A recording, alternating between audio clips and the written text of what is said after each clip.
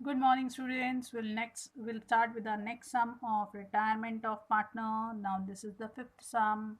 Again an unsolved sum from your textbook. ये आपके text book का ही unsolved sum है. तो हम क्या करेंगे? सम पढ़ना स्टार्ट करते हैं. What is given here?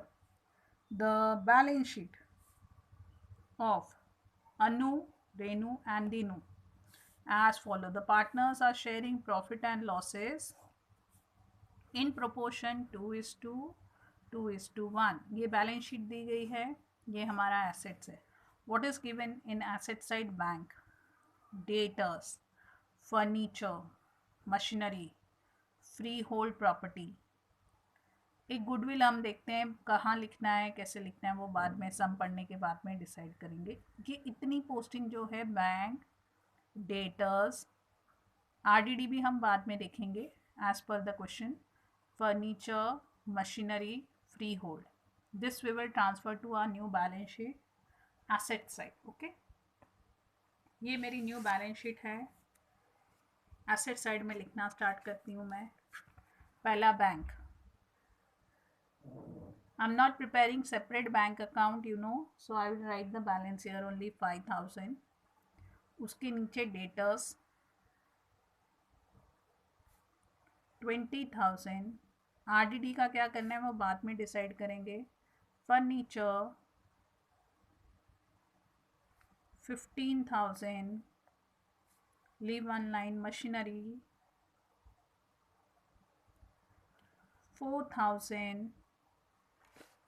Leave one line. Free hold property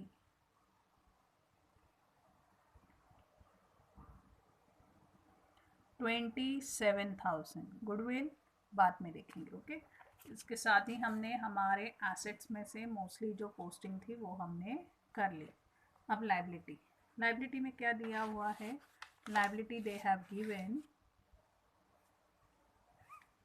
creditors, bills payable. ये दो हम अपने न्यू बैलेंस शीट में लिख लेते हैं. We write in our new balance sheet liability side. Okay. So I will write here creditors,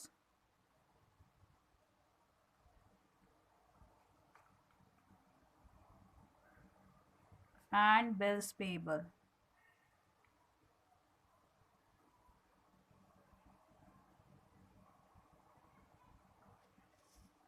next क्या है अभी?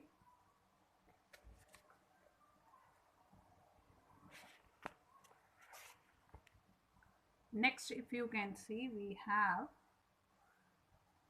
after bills payable you can see reserve and capital account. अनु, रेणु, दीनू. पहले कैपिटल अकाउंट का balance transfer कर लेते हैं, फिर reserve को देखेंगे क्या करना है. ओके.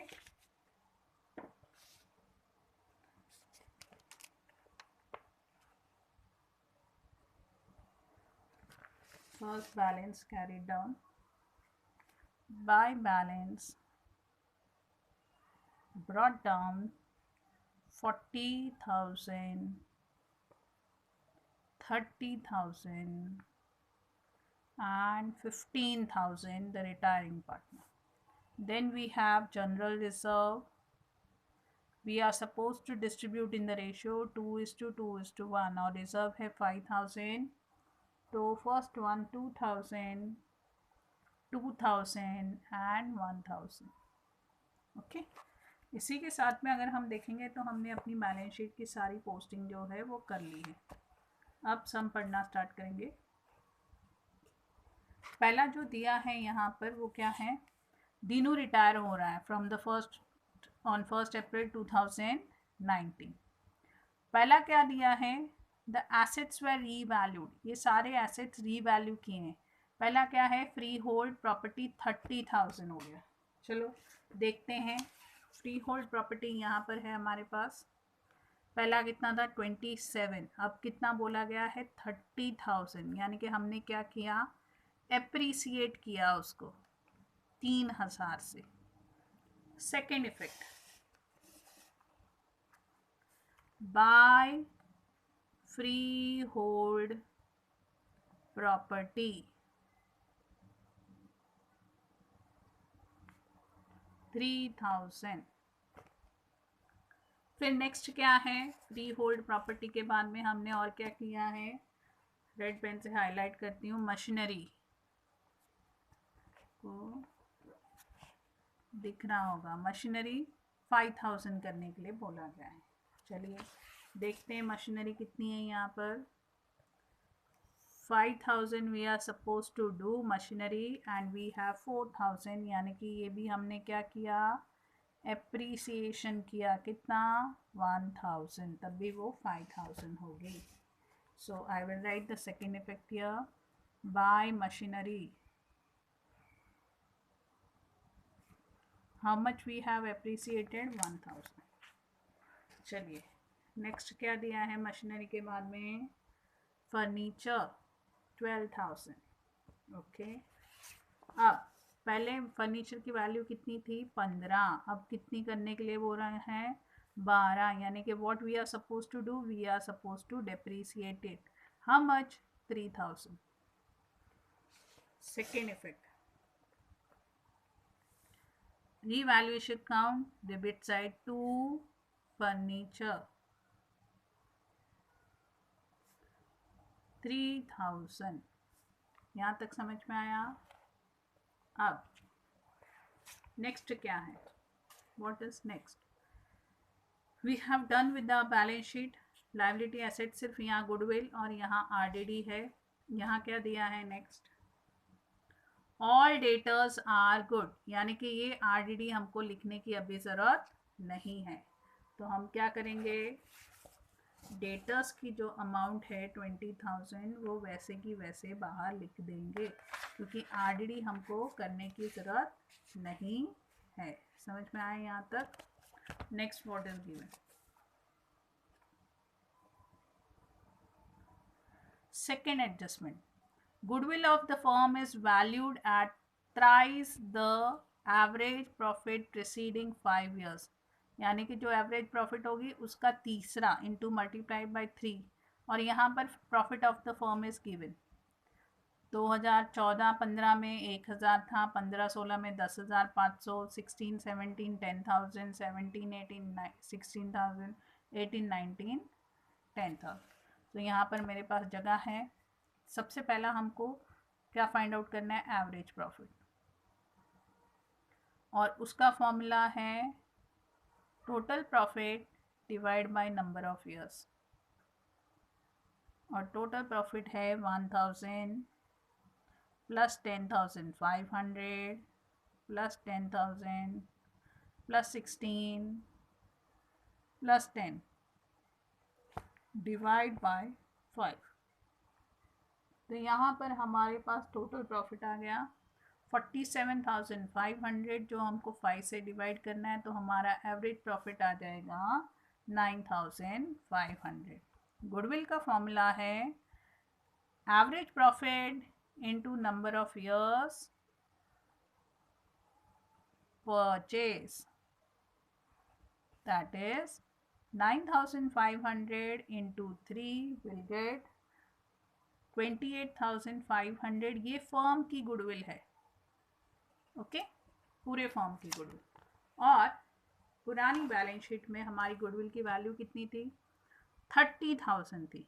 हमने इसको एप्रिसिएट किया या डेप्रिसिएट किया, we have depreciated it, so will write now goodwill. अब हम गुडविल का इफेक्ट दे सकते हैं।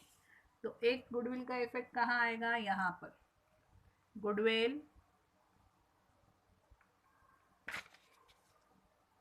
30,000 लेस डेप्रिसिएशन, हमें 28,500 चाहिए, यानी कि हम कितना डेप्रिसिएट कर रहे हैं, वी आर डेप्रिसिएटिंग 1,500। अब ये हमारा नुकसान हो गया, तो हम यहाँ पर लिख के रखेंगे टू गुडविल 1,500। कैपिटल अकाउंट में गुडविल कहीं पर भी लिखने के लिए कहीं पर कुछ नहीं बोला है, ओके, तो वहाँ पर कोई इफेक्ट नहीं आएगा। समझ में आया यहाँ तक। Next entry, third one, Dino should be paid 3,000 by cheque. चलिए ये भी कर लेते हैं। To bank account only in the retiring partner 3000. Second effect 5000 थे, उनमें से 3 गए, कितने बचे? 2 इफेक्ट हो गए. If you are preparing bank account on credit side you will write. Okay, the last adjustment. What is given in the last adjustment? Balance of Dinu's capital account should be kept in business as loan. यानी कि directly आपको क्या, indirectly क्या बोला गया है कि जो भी रिटायरिंग पार्टनर का बैलेंस आएगा वो कहाँ ट्रांसफ़र करना है? उसके लोन अकाउंट में. तो हम क्या करना स्टार्ट करते हैं? हम ट्रांसफ़र करना स्टार्ट करते हैं.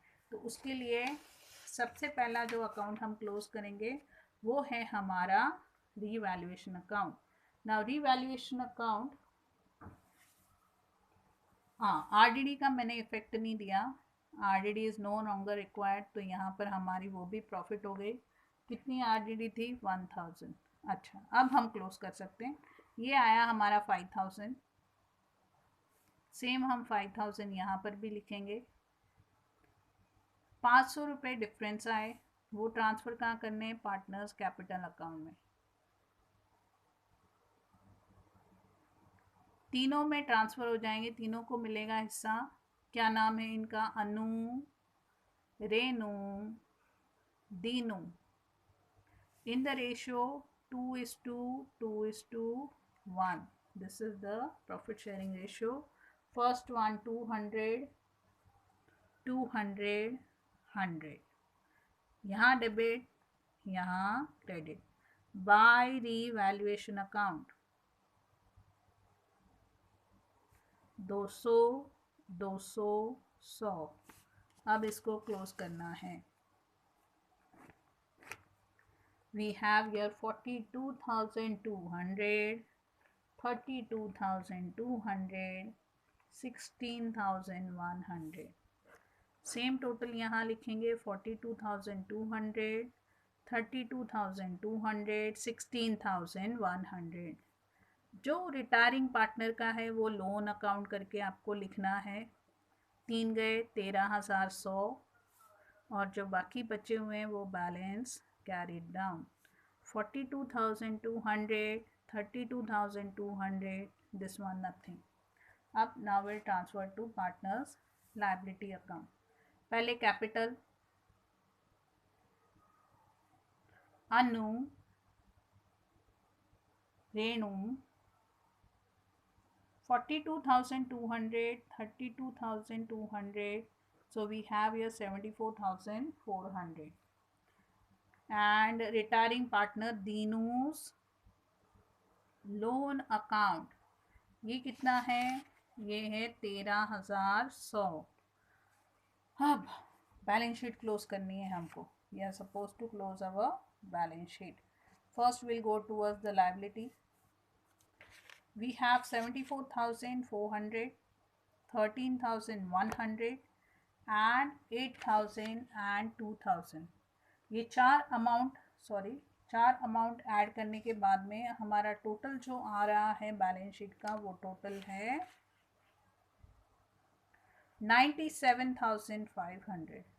अब हमें देखना है एसेट साइड का भी टोटल सेम आता है. Will see it. Asset side we have 2,000, 20,000, 12,000, 5,000, 30,000 and 28,500. इसका टोटल भी अगर हम करते हैं तो total is coming same 97,500. Balance sheet tally हो गई, मतलब हमारा जो सम है वो एब्सोल्युटली राइट है. जो हमने सम की पोस्टिंग की है वो एकदम एक्यूरेट है, एकदम बराबर है. अब एज यूजुअल जैसे मैं बोलती हूँ, सम आपको अच्छे से व्यू करना है. You are suppose to view the sum nicely. View the sum nicely. Solve the sum in your notebook. बार बार ये रिपीट करती हूँ हर लेक्चर में. सिर्फ लेक्चर व्यू करने से इनफ नहीं है. आप जैसे व्यू करोगे, मैं एक्सप्लेन करूँगी, यू विल अंडरस्टैंड एवरीथिंग. आपको लगेगा मुझे सब कुछ आता है. नहीं, जब तक आप खुद सॉल्व नहीं करते आपको पता नहीं चलेगा कि आपको कितना समझ में आ रहा है. तो खुद के लिए, खुद समझने के लिए आपको क्या करना है, उसको नोटबुक में सॉल्व करना है, that also without watching it, बिना देखे, अपने आप।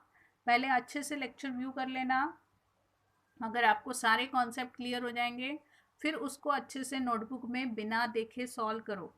जहाँ पर डिफ़िकल्टी होगी वहाँ पर आप लेक्चर रेफ़र कर सकते हो। फिर भी अगर नहीं समझ में आ रहा है आपको, तो जब मैं गूगल मीट पर लेक्चर लेती हूँ आप मुझे तभी भी पूछ सकते हो। लेकिन सॉल्व करना बहुत इम्पॉर्टेंट है, व्यू करना भी इम्पॉर्टेंट है, view the lecture very nicely, that is also important, because if you don't view you will not come to know what I am teaching on Google Meet. Google Meet में जब explain करूँगी आपको कुछ समझ में नहीं आएगा, सब बाउंसर जाएगा। तो उसके लिए लेक्चर व्यू करना भी इम्पॉर्टेंट है, और लेक्चर व्यू करके नोटबुक में सॉल्व करना भी उतना ही इम्पॉर्टेंट है। We are preparing for our board exam, we are not preparing for our college exam. तो जब तक आप खुद सॉल्व नहीं करोगे आपको नहीं समझ में आएगा कि कितना आ रहा है। तो for your betterment it's important to solve the sum in the notebook also. So solve the sum in the notebook, view the lecture very nicely. Still you have doubt, you can ask me when I am taking lecture on Google Meet. Take care, have a good day.